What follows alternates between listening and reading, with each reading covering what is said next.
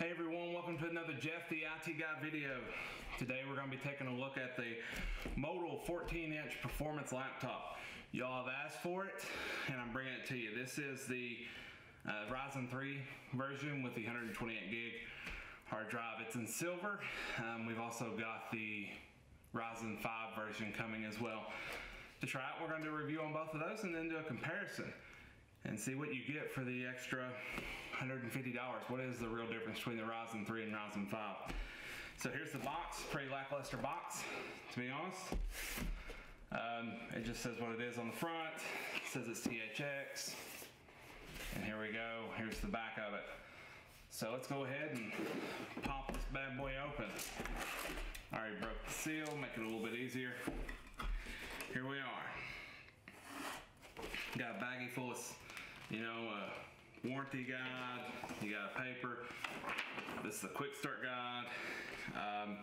It's got some soft cell foam in here. Over here is going to be where your power supply is. Which it is. It's a pretty small one. It's not big at all. And then here is the laptop itself. And the small cell phone, like I said, it's silver. It says Motile, it's Ryzen 3, got some Vega graphics.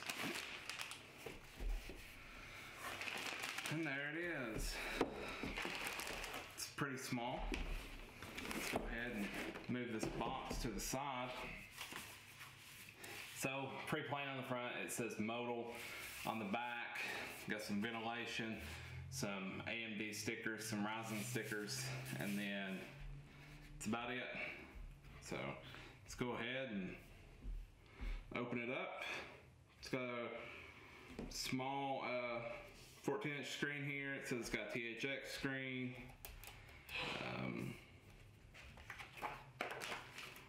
Doesn't have a whole lot of bezel, so that's good. Feels like steel construction. Okay, so let's read off some of the specs of it. Here it's got, like I said, it's got a Ryzen 3 processor in it that's got the Radeon Vega graphics. This is not that great. The front camera is 720p. It's got 4 gigs of RAM in it. And then the display tuned by THX. And this is the Ryzen 3 edition, so it has a Ryzen 3 3200U in it. It's got 4 gigs of RAM. It's got Vega graphics. It's 14 inches.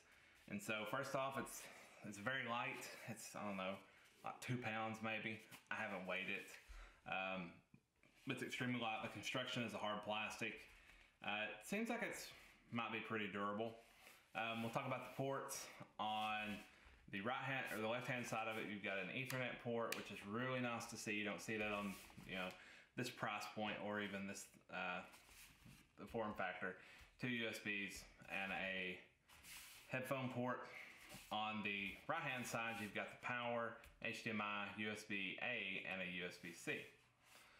In the rear, you've got ventilation here, and on the back, you have ventilation as well for the fans. This is, of course, the silver. When you open it up, you get greeted with a 14-inch screen. This is 1080p. It's actually a really nice screen. You got your keyboard and everything. The keyboard's okay. It's not the greatest. It's among the worst, I guess, that I've ever used. However, for $250, beggars can't be choosers, right? Trackpad's not bad. It works quite well. It has a 720p webcam up here. And so it's not that bad of a laptop, like I said, for $249, which is the current price on Walmart.com right now. That being said, though, when compared to its bigger brother, the one with the Ryzen 5 and the 8 gig of DDR4, this one does not shine at all. It really doesn't hold its own in any category, except for the fact that it's light. And so I had quite a few problems with this, a couple system hang-ups. It would get really slow with 4 gigs of RAM. just trying to install drivers was sometimes an issue. Trying to install games on it took forever. It would just freeze up. It took a while to install the AMD drivers on it as well. I would not recommend this one for anyone who's going to do anything more than maybe surf YouTube, work on papers, surf the internet, use Reddit, things like that. I wouldn't recommend it for gaming at all. If you want to do a little bit of light gaming, I would recommend its bigger brother, the one with the Ryzen 5 and 8 gigs of RAM. Not this one. However, if all you've got is $250 and you need to have a laptop for school or something, at home, then for $250, it's really not that bad of a deal. I've used a lot of $250 laptops in my day.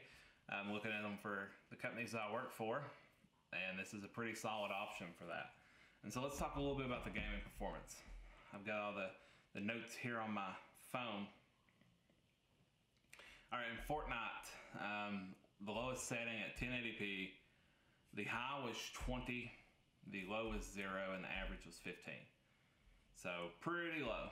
In World of Warcraft, Battle for Azeroth, with the settings set at 3, I had a high of 48, a low of 0, and an average of 33.